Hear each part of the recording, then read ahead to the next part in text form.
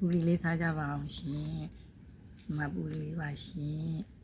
တစ်ချက်မှ1000ပေးရတာပါရှင်ဒါတော့ခရမ်းနေလေးအနှစ်လေးနဲ့စားမှာပါရှင်ဒါတော့ကလေးပဲလေးပါရှင်ဒါတော့မချီးချင်ထုတ်လေးပါရှင်ပူရီလေးစားကြပါအောင်ရှင်ပေးလေးနဲ့စားပြပါမယ်ရှင်ဒါပေးလေးပါရှင်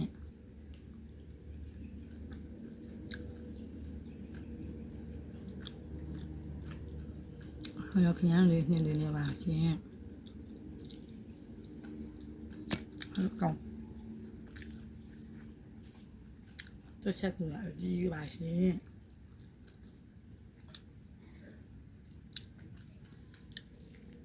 ဖယ်လေးနဲ့ပူစားကောင်းပါတယ်ရှင်ပဲကြိုက်တော့ကြတော့